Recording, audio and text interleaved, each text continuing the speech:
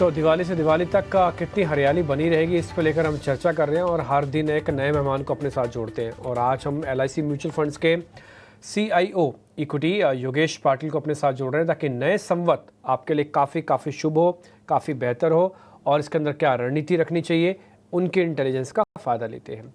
बहुत बहुत शुक्रिया योगेश भाई आपका समय देने के लिए। एक क्वेश्चन जो चारों तरफ मार्केट के अंदर है वो ये है कि FIs की क्वेश्चनिंग हो रही है।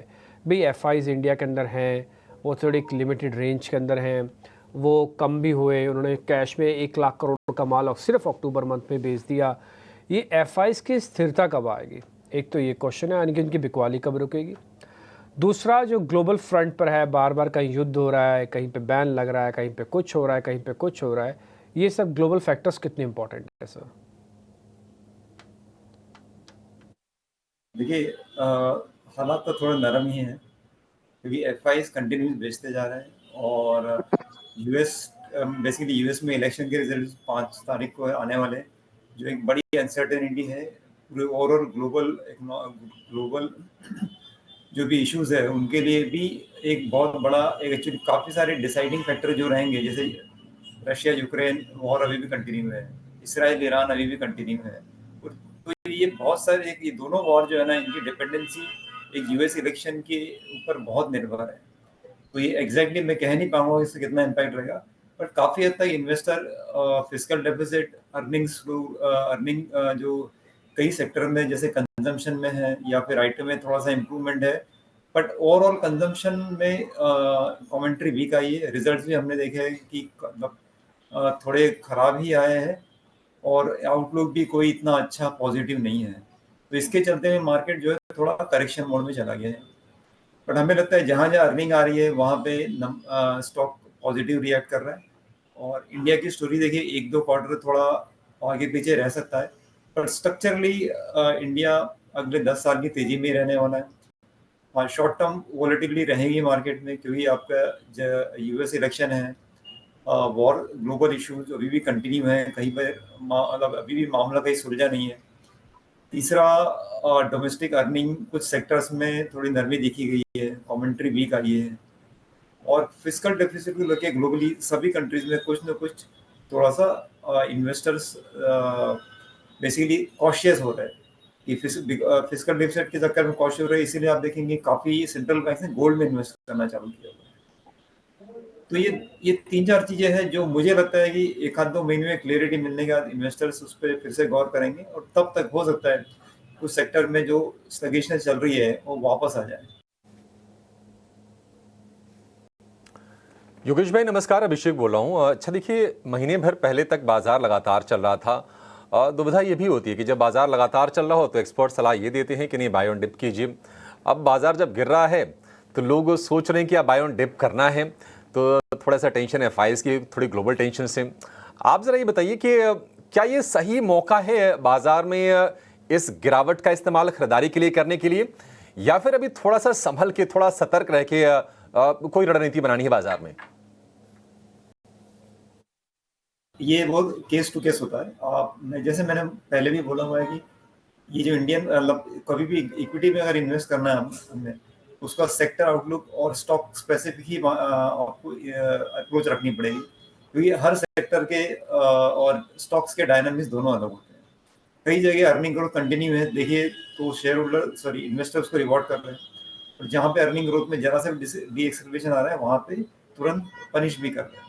लेकिन इसका मतलब ये नहीं है कि जो पनिश कर रहे हो हमेशा ही नीचे जाएगा, क्योंकि हमें कभी किसी भी इन्वेस्टर को ये देखना है कि इस प्राइस पॉइंट पे ये स्टॉक का वैल्यूएशन क्या है और मेरी एक्सपेक्टेशन के में काफ़ी रिस्क रिवॉर्ड समझने के बाद ये मेरी एक्सपेक्टेशन के अनुसार चलेगा या नहीं चलेगा।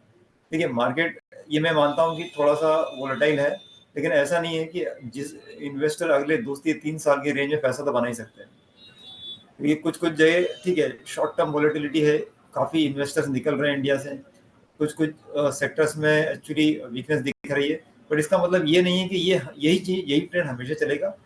हाँ, ये मानता हूँ कि पिछले 3-4 सालों में काफ़ी पैसा बन चुका है और हो सकता है उतना और ये रिटर्न ना बने, लेकिन रिटर्न कुछ तो बनेगा और एक्सपेक्टेशन थोड़ी हो सकता है कंपनी बड़ी ऐसा, बट अगले 2-3 साल में मुझे नहीं लगता है कि कोई बड़ा इशू है। Yogesh ji good morning. बाजार में जहां अक्टूबर हीट यानी कि बिकवाली का दबाव थ्रू आउट अक्टूबर के महीने में नजर आया, उसमें तिमाही नतीजों ने भी कंट्रीब्यूट किया। दूसरी तिमाही के नतीजों की शुरुआत जो है वो कमज़ोरी के साथ ही देखने को मिली, लेकिन हाल फिलहाल कुछ तमाम कंपनियां, कुछ तमाम सेक्टर्स हैं जिनके नतीजे जो हैं वो पॉजिटिव नज़र आ रहे हैं और उससे सेंटिमेंट थोड़ा सा बदलता हुआ भी दिख रहा है। तो नतीजों को आप किस तरह से देख रहे हैं, क्वार्टर को आप किस तरह से देख रहे हैं, और सेक्टर्स जिन पर आपका फोकस है, क्योंकि दिवाली के इस मौके पर आप हमारे साथ जब जुड़े हैं तो हम आपके सेक्टर्स समझना चाहेंगे। कि हमने ये देखा है कि कैपिटल गुड सेक्टर के नंबर काफ़ी हद तक ठीक आ रहे हैं, जो उन्होंने प्रोमिसेस किए थे उतने आ रहे हैं। बैंकिंग बीएफएसआई सेक्टर में स्पेशली बैंक्स के जो भी आप देखेंगे उनका निम जो है उन्होंने जैसा बोला था वैसे ही हो रहा है। सीडी रेशियो में थोड़ा सा इम्प्रूवमेंट आ रहा है और ठीक है, मतलब क्रेडिट ग्रोथ स्लो थी और उन्होंने भी ऐसा ही गाइड ही किया था। बट उसी दूसरी तरफ एनबीएफसी के देखते थे जहाँ पे अनसिक्योर्ड लोन में थोड़ा प्रॉब्लम आ रहा है, एमएफआई में प्रॉब्लम आ रहा है। तो ये सेगमेंट वाइज सेगमेंट है, हर जगह प्रॉब्लम नहीं है, क्योंकि इनकम लेवल पे जहां जहां स्ट्रेस है वहां पर लोन्स में भी स्ट्रेस है। तो ये एक्चुअली देखा गया है एमएफआई में और एनबीएफसी में, पर ये बैंक में ऐसा बड़ा कुछ विजिबल नहीं है ऐसा जो नोटिसेबल हो। ठीक है, थोड़ा बहुत कहीं ना कहीं सबका एनपीए सब बढ़े हैं, बट इस लेवल पे नहीं बढ़े कि हमें अलार्मिंग है। बट कुछ सेगमेंट में एनबीएफसी में और एमएफआई में ये अलार्मिंग स्टेज पे है। जैसे कि आरबीआई ने पहले भी कहा था 1 महीना पहले कि एनबीएफसी की ग्रोथ रेट बहुत हाई है और इन्हें थोड़ा कॉशियसली लोन ग्रोथ पे फोकस करना चाहिए। तो ये मुझे लगता है कहीं ना कहीं अंदाजा हमको भी था और ये अभी रिजल्ट्स में दिख भी रहा है। ये तीसरा जो सेगमेंट है जैसे कि आईटी है, आईटी के भी रिजल्ट्स आ चुके। उन्होंने कमेंट्री थोड़ी इंप्रूव की है, जो भी डाउनफॉल था उनका उन्होंने रिस्ट्रिक्ट किया हुआ है कि यहाँ से भी इम्प्रूवमेंट ही दिखेगा। और उनके क्लाइंट्स के काफ़ी सारे बजट्स जो है ईयर एंड है, तो अभी पूरा क्लियरिटी नहीं मिलेगा। नए साल में जैसे एंटर मारते हैं तो उस टाइम आपको क्लियरिटी मिलेगी और यूएस प्रेसिडेंट इलेक्शन का भी रिजल्ट आ जाएगा तब तक, तो हमें वहाँ पे इलेक्शन क्लियरिटी काफ़ी मिलेगी। बट अभी तक की आईटी की सारी कमेंट्री ठीक आई है, तो ये मिक्स रिजल्ट है। और सेम टाइम पे कंज्यूमर सेगमेंट में स्पेशली एफएमसीजी में उन्होंने कॉशियस कमेंट्री है और रिजल्ट्स भी के नतीजे भी इतने अच्छे नहीं आए हैं और आउटलुक भी इतना कोई अच्छा नहीं दिया है। तो यहाँ पे जहाँ जहाँ आपका इनकम लेवल का इशू है, लोअर इनकम में जहाँ ग्रोथ नहीं है और पर कैपिटा इनकम बेसिकली आप ब्रेक करेंगे कि upper class, middle class and lower middle class, तो लोअर मिडिल क्लास में ज़्यादा प्रॉब्लम दिख रही है और इस तरह से आपका यूनिवर्स जो श्रिंक होता जा रहा है। तो आप जैसे कि एमएफआई में या एनबीएफसी में या लोअर एंड कंज्यूमर में हम वीकनेस देख रहे हैं ग्रोथ की या फिर सेक्टर्स की, तो ये ऐसा लगता है कि 1-2 क्वार्टर के बाद थोड़ा इम्प्रूवमेंट होना चाहिए। जैसे कि वेज रेट बढ़ते हैं या फिर जब भी एम्प्लॉयमेंट जनरेशन होता है तो ये सारी प्रॉब्लम धीरे से खत्म होने लगती है। योगेश जी, मैं वापस सर एफआई से हटकर अब जरा डीआईस की बात बोलूँगा। बाजार में गिरावट में रिटेल तो थोड़ा सा डरा हुआ है, डरा इन द सेंस मतलब पोजीशंस है उसको थोड़ा मैनेज कर रहा है, लेकिन डीआईस लगातार खरीद रहे हैं। क्या डीआईस को बाजार में वैल्यूएशन ठीक दिख रहा है? क्या इसलिए वो खरीद रहे हैं? और रिटेल को लेकर अभी पार्टिसिपेशन आप कैसे देखते हैं? मैं ये नहीं कहूँगा कि डरना चाहिए या डर ज़्यादा हो गया, कॉशियस रहिए। आप लीवरेज पोजीशन लेंगे या फ्यूचर एंड ऑप्शंस में अगर आप ज़्यादा ट्रेड करते हैं तो उसका इम्पैक्ट भी दोनों साइड आता है। और अगर आपको प्रॉपर जानकारी है तो ही आप स्टॉक मार्केट में एंट्री मारिए, या फिर नहीं तो आप कोई दूसरा फाइनेंशियल एडवाइसर यूज़ करिए या म्यूचुअल फंड व्हीकल यूज़ कीजिए। एंड जैसे आपने डीआई नहीं बोला, देखिए डीआई का पैसा भी इन्वेस्टर्स का ही है, जो एक सिस्टमेटिक तरह से या एक्सपर्ट के गाइडेंस में इन्वेस्ट करते हैं, तो more and less slightly better होता है जहां एटलीस्ट कंपनी के फंडामेंटल देख के इन्वेस्ट करते हैं। जबकि रिटेल में मैंने कई जगह देखा है कि बिना फंडामेंटल के या खाली न्यूज बेस पे इन्वेस्ट करते हैं या मोमेंटम में इन्वेस्ट करते हैं। तो जो लोग मोमेंटम में के भरोसे बैठे थे तो उनको एक्चुअली काफी निराशा नजर देखनी पड़ी है। और हो सकता है कि जब तक ये मोमेंटम वापस पिकअप ना करे तब तक ये थोड़ा सा मार्केट ऐसा ही वीक रह सकता है रिटेल वालों के लिए।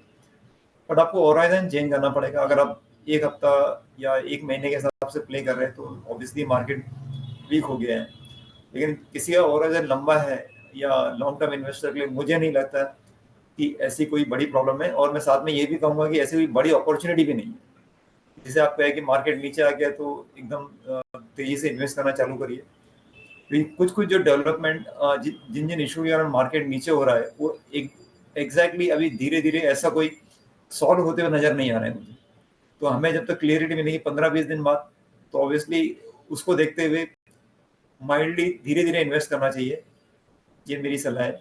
और लॉन्ग टर्म अप्रोच रखिए, क्योंकि शॉर्ट टर्म मोमेंटम वाले ट्रेड जो है, जैसे कि सेबी ने भी स्टडी के थ्रू सारे इन्वेस्टर्स को बेसिकली सावधान किया है कि मोर देन 90% जो इन्वेस्टर्स है लॉस करते हैं फंड। तो ये बात भी गौर करनी चाहिए रिटेल इन्वेस्टर को। योगेश जी, अगर हम संवत 2081 यानी कि अगर हम नए साल की बात करें हिंदू कैलेंडर के हिसाब से, तो आपके हिसाब से फोकस कौन सी थीम पर रह सकता है? और इस दिवाली पर अगर किसी को नई शुरुआत करनी हो तो आप कहां पर निवेश की सलाह देंगे? मुझे ऐसा लगता है कि अभी भी कई सेक्टर्स में मोमेंटम बाकी है, जैसे कि कैपिटल गुड है, जो कि डेटा सेंटर्स रिलेटेड स्टॉक्स है, या फिर ट्रांसमिशन रिलेटेड स्टॉक्स है कैपिटल गुड्स में ही। और मोर और लेस आप देखेंगे कि इन्वेस्टमेंट थीम के हिसाब से अगर आप देखेंगे तो कैपेक्स और मैन्युफैक्चरिंग ड्रिवन जितने भी स्टॉक्स है उनमें मोमेंटम रह सकता है, स्पेशली जिसमें पावर वाला एलिमेंट ज़्यादा हो कैप गुड्स में। तो ये मुझे लगता है कि पावर वाले थीम ठीक रहेंगे। बाकी सब जगह वैसे तो बाकी आईटी है या बीएफएसआई है, ये भी ठीक है।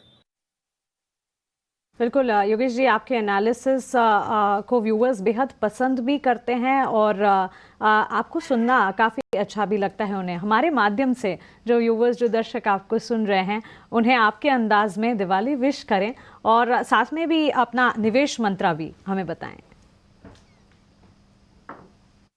दिवाली की सभी को शुभकामनाएं।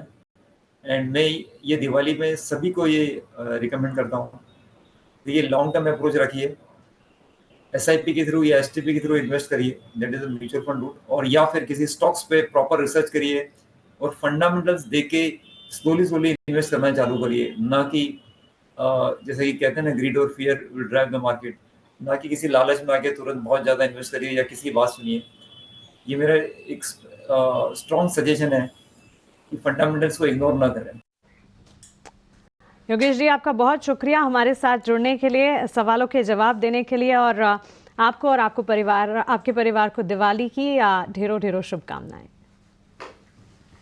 तो चलिए, बाजार जो है संभलने की कोशिश लगातार करते हुए, ना के बराबर ही सही, लेकिन बैंक निफ्टी में भी हम देख रहे हैं हल्की फुल्की रिकवरी नजर आ रही है। मिड कैप में निचले स्तरों से हम देख रहे हैं करीब 600 अंकों की रिकवरी यहां पर देखने को मिल रही है। वहीं स्टॉक स्पेसिफिक मोमेंटम में अब भी capital goods play, consumption theme और आईटी सेक्टर हैं जो कि बाजार की कमाल संभाले हुए हैं। वहीं उसके विपरीत बैंकिंग प्लेज में हम देख रहे हैं बिकवाली का दबाव, और डिफेंसिव में फार्मा भी बाजार को संभाल नहीं पा रहे हैं। 24,385-86 के स्तर पर निफ्टी इस वक्त ट्रेड करता हुआ, और बैंक निफ्टी में भी हम देख रहे हैं कि हल्का फुल्का ही कामकाज देखने को मिल रहा है। 51,750 के लेवल्स पर करीब 500-550 अंकों की गिरावट। उम्मीद यही करते हैं कि दिन के दौरान बाजार जो है पिछले 2 ट्रेडिंग सेशन में जिस तरह से संभला, वैसे ही ग्रीन पैटर्न वापस दिखाए। मुझे, डिम्पी और अभिषेक को फिलहाल दीजिए इजाजत, लेकिन अगली पेशकश आपके लिए योर स्टॉक्स लेकर चंद मिनटों में वापस लौटेंगे। आप बने रहें ET Now स्वदेश के साथ। नमस्कार।